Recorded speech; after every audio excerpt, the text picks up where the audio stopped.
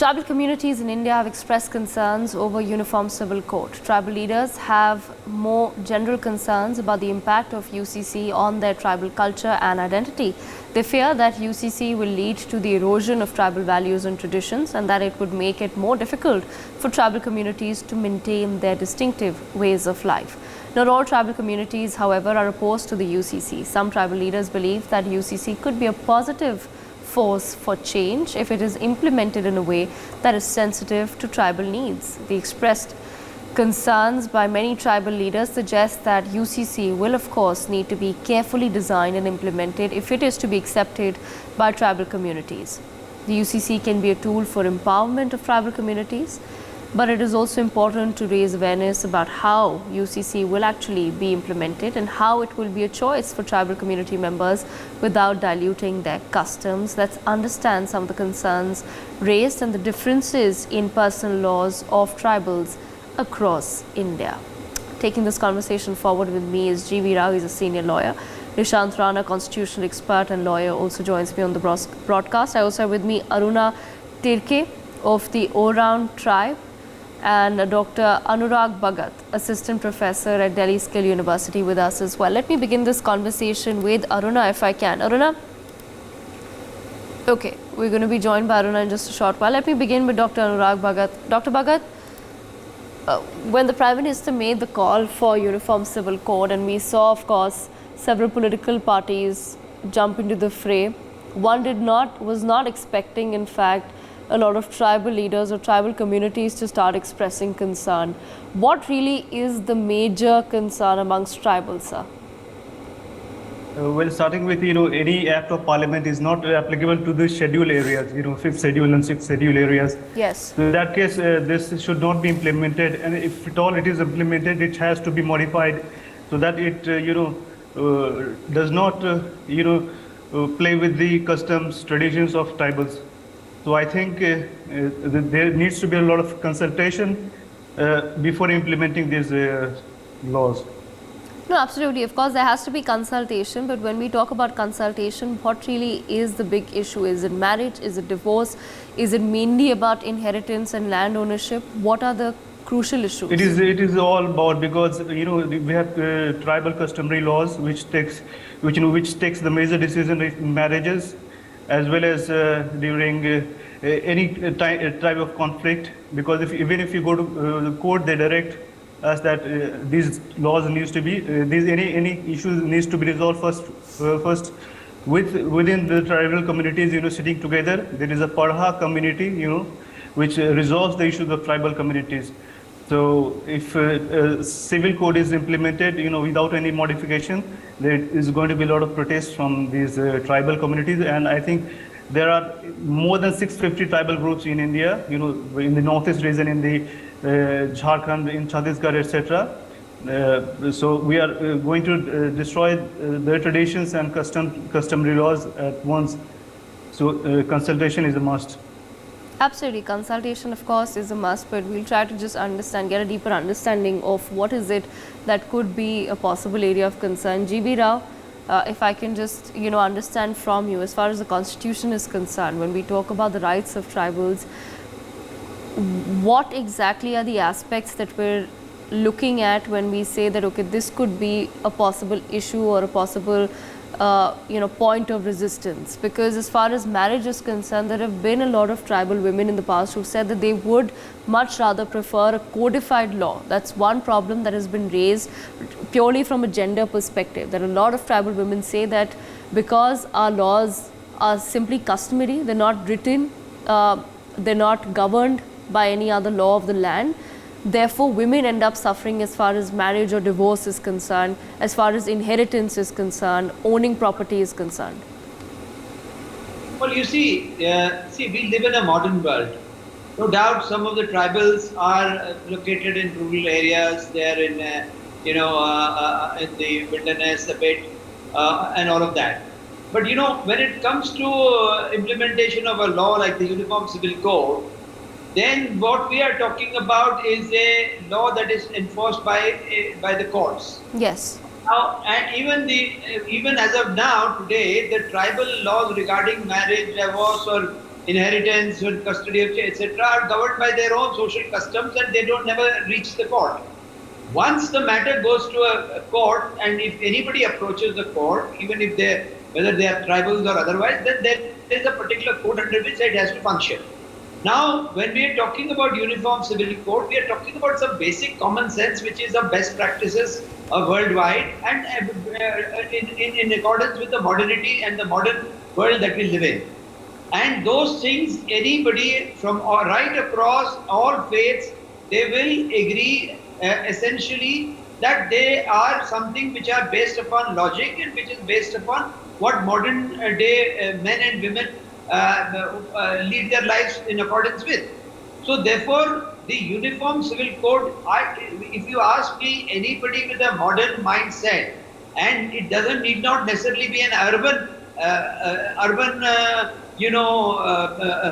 something that is applicable into urban areas also, even rural areas. But you see, today modernity has reached every doorstep, right across. There is no such thing as rural and urban, given the fact that we have social media, internet, WhatsApp, everything. People know what is what, and therefore we are in a very advanced state of of living.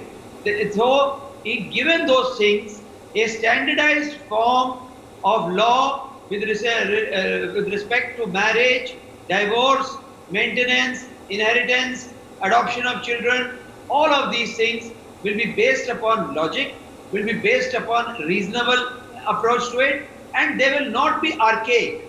You know, some societies, some faiths are implementing archaic laws which are no longer, see, everything has to reform. Even Hinduism reform. Good old days there was sati. Sati was abolished by law, that women used to go and sit on the fire, or even untouchability. So at a modern level, at an intellectual level, all faiths, those who are leaders of all faiths, will agree that a simplified but a common method of having a uniform civil code is an acceptable way of going ahead with things, and the courts have repeatedly said that we must have a uniform civil code. Okay.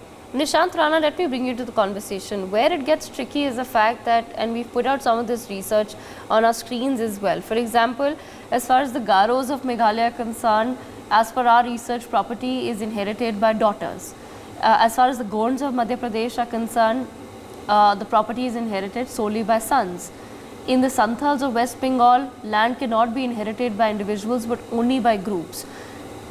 Within these three groups itself, and I'm just taking a small example here of 3 tribal communities. We're talking about hundreds of them, and there will be, different practices. How does one then come up with some sort of a solution that can be accepted and applicable to all? Yes, first of all, there should be a message which should reach to the tribal people and the other communities, or any community which is actually opposing this uniform civil code, that the main purpose of this uniform civil code is to encourage the spirit of brotherhood in our country. And the main thing, that now the tribal people also have the special rights and the equal rights as the other individual have. So right now the situation, what I'm observing and looking in the media and reading the newspapers, that the tribal leaders, they are not reading and without going into the depth of the draft of the uniform civil code, they are just spreading these news that your rights will be abolished, you are not able to perform this customary act, the more restrictions will be put on you. But no, nothing will be like this if the uniform civil code comes. Now, the first thing, that there should be the awareness programs within the tribes, which should explain that your customary laws are not going to abolish. In fact, you are getting a special status, and it's actually in their benefit. Like the Rao Saab said, that sati pratha, untouchability, these were the evils of the society, which was actually ousted by the modern time and the how can I say, the amendments made in the constitution. So there must be the awareness programs between these tribes, and they should be enlightened that yes, now these old customary laws are will not applicable on you, and you will, in fact, your children will also get the benefit which the other people gets the same. So the right now, which is the need of the hour, that the small awareness program should be conducted in this small tribal people, so that in their local language, so that they should be properly aware about the benefits of this law. And they should not be misled by any tribal leader. First of all, the tribal leader should be targeted and then told them that yes, you should work in the upliftment of your tribal people, your own people. Okay, all right. Dr. Anurag Bhagat, let me bring you back into the conversation, sir. I just want to understand from you, even if one were to have a conversation with, say, different tribes of India and understand their perspective, how does one send out a message that this is not an imposition of any sort of Hindu laws? Because a lot of people believe that UCC will ultimately mean that Hindu laws, Hindu personal laws will be imposed on all other religions or communities of India. How does one clarify that? Well, let me first of all, this is a new debate, coming in the country. And before this, the Law Commission stand was different, that to the UCC, that it is neither necessary nor desirable for a country like India. And it is definitely a conflict between Article 44 and 25. And it is, also the duty of the government of India to protect the distinctive culture of all the citizens of India, which also says, Article 29 of the Constitution. So in this way, I don't agree with the fact that the Hindu laws will be applicable to the tribals, because there is always there has a lot of been a conversion in the northeast regions, and even in the region of Jharkhand, there is Sanaism, which opposes Hinduism. So I think the Hinduism has nothing to do with the tribal culture and all, and maybe I am saying that there has to be a proper consultation, and that is going to take a time with the leaders, with the religious leaders and political leaders as well. Okay, G.V. Rao, again taking another example of how, for example, as per our research amongst the Nagas of Northeast, a man can have multiple wives, so polygamy is allowed. Amongst the Todas of Nilgiri Hills, a woman can have multiple husbands, so polyandry is allowed. When we talk about aspects such as polygamy and polyandry, how does one bring that under the ambit of UCC, where if you say logic will govern it, it's not going to be Hindu laws that will govern it or Muslim laws. When logic governs it, how does one apply logic to such cases? Yeah, I want to clarify one thing. Now, so far as these tribes are concerned, even today, they do not approach any court of law. Yes. They have their own way of dealing with it. When we have a uniform civil code, and if there are tribals who want to be exempted from approaching a court, and that they wish to have a law which is governed by their own methods, then some of these issues will have to be out of the ambit of the uniform civil code. Because if any one of them approaches a court of law for any of their disputes, then the court will apply. But if it is going to be in some remote part of the world with a minuscule population, where they are not likely to approach a court of law for resolving any one of these disputes judicially, then we will have to make an exemption that they are willing to be out of the ambit of this law. Because if you look at it, barring some of these tribes which are having peculiar customs and religious traditions, the other at a level in which matters are approached in a court of law, they are relatively advanced, and if you may say so, a modern approach to all of these issues of matrimony, of maintenance, of divorce, etc. So because please, I want to make it clear here that the manner in which any of the other citizens of the country are able to get their rights is to enforce them through a court of law. Yes. So some of these tribals are going to be in some remote corner and say we are 5,000 of us. We will not. We do not want this to be have this law applicable to us. Then we will have to look at the issue of them being out of the ambit of a judicial process where these rights will any one of them can come and approach the court of law to enforce these rights. Okay, but GV Rao, at the same time, when you talk about triple talaq, for example, now that was also against the ambit of, say, the court, because our constitution allows for Muslim personal laws to exist and to be upheld.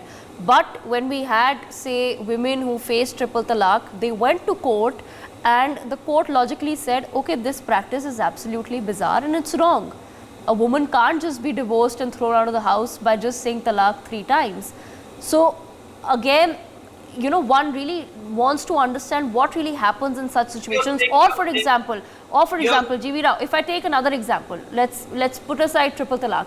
For example, there is a tribal woman in her community. The divorce is it's the elders of the tribal community that decide on the divorce, whether the man should leave the wife or not. He's left the wife, and within her community, once she is divorced, she has no access to any sort of benefits from her husband, no access to land, no access to anything whatsoever. This woman then approaches the court. Does the court then have the power to tell her husband that no, you have to give her alimony, or can that tribe just come and say we don't come under the ambit of UCC or any law for that matter?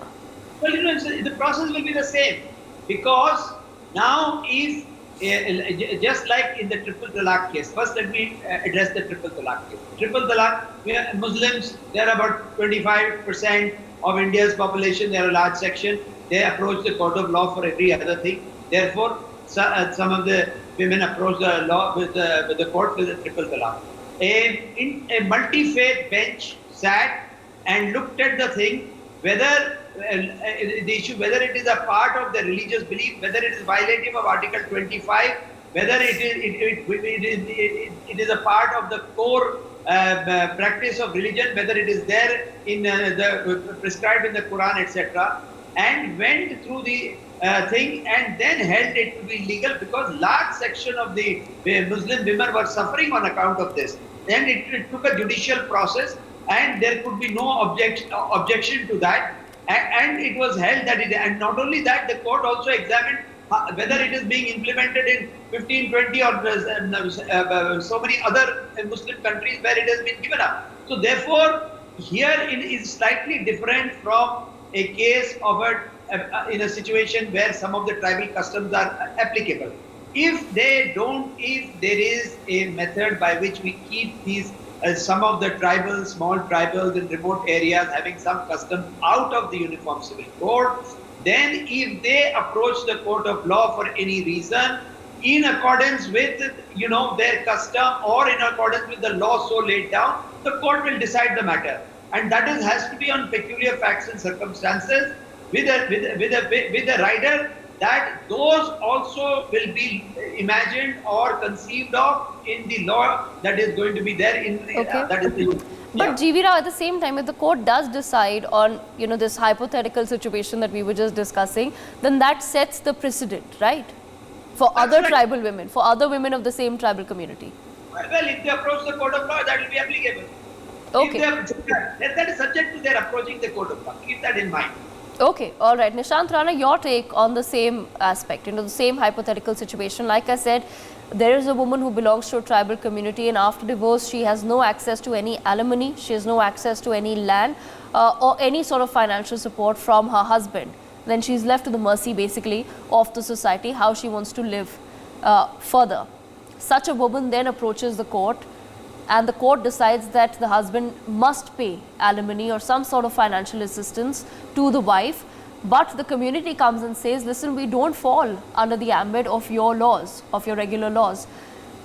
Do those laws then stand supreme, or the fundamental rights, of course, then stand supreme, right, in such a situation? In such a situation, obviously, law stands as supreme. We are right now discussing about the tribal.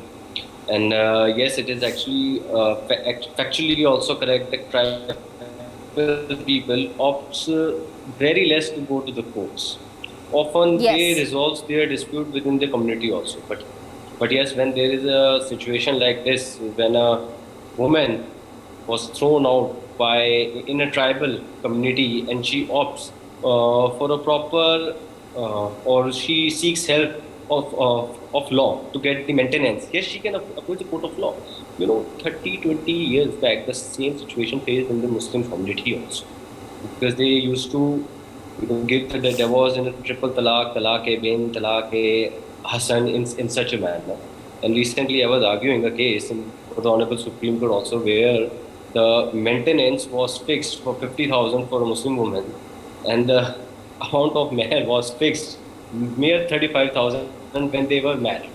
So often the police comes, no, only Muslim laws allow, CRPC 1 section 125 CRPC not allows on Muslim. But yes, the decision, if we go back the Shah Bano case, they allowed that, yes, and now in this situation also, Muslim women also have right to maintenance. So yes, in future, this will empower the tribal people also to come out and to resolve their solution, and they will get a fair opportunity to seek help from the laws. So in a way, Nishant Rana, then these sort of cases, perhaps in the communication that will need to be had with different communities, these sort of cases perhaps then need to be highlighted in the sense that when a triple talaq or any other form of talaq was struck down by the law, it did not make Muslims any less Muslim in India. They were still able to maintain and follow their religion, their culture, keep their traditions intact. But when it came to something bizarre like a triple talaq, where you could just throw a woman out of your house with 3 words, with the same word spoken thrice, then that's something where that's somewhere where the law intervened and said, no, this is wrong. Yes, first of all, law is for the people and courts are for the people. So if one is not able to get a fair help from their own community, then they approaches the court of law. Right. And the same, if the tribal people right now, they don't have much opportunity to approach the courts because the tribal leader stops them, and they abuse them, and they just declare them as the bad element of the tribe. But yes, when the court will come, the more problems of the tribal people will be highlighted in our country, and they will be resolved by the indulgence of the law in a very fair and a proper manner. And it will actually give more strength to the voices who are suppressed right now by the tribal leaders. For more such videos, subscribe to the NewsX YouTube channel, hit the bell icon.